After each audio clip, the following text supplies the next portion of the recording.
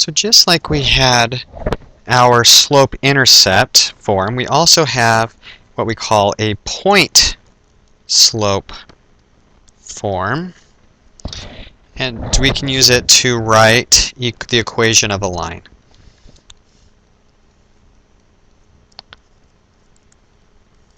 So here, we're going to start with our same formula, but we're going to instead say we're going to have a slope, and we have a point at x1, y1. So we're given some point. Notice this is not necessarily intercepts. This will work for anything. So suppose that we start with our normal formula, m equals y minus y1, any y minus this point, over any x minus this point, and that'll give us our slope. So if we know what m is, then we can figure out what our equation is for y and x by solving for y. So we're going to start by multiplying both sides by x minus x1. And when we have the same thing on top that we have on bottom, it divides out. So now we can use this formula. We'll just swap it around. Y minus y1 equals m times x minus x1. This is what we call the point-slope formula. So if we know what m is and we know what x1, y1 is, then we can easily solve this problem. So let's do this for a couple of points. Suppose we have a slope of -2 and the points 3 minus 4.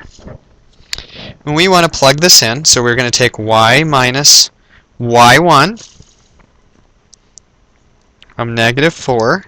We set that equal to 2 times the quantity x minus 3. So each piece goes where it belongs in the formula. It's just a plug piece. And now we need to take it from here and finish the problem. So we're going to distribute the negative to get y plus 4 equals 2x minus 6. And now we're solving for y. We like this in slope-intercept form at the end, so we'll plug a -4 in, and that gives us y equals 2x minus 10. Now there is an alternative to this, and that's using our y equals mx plus b from the get-go, our slope-intercept. Because we know 3 of our values already.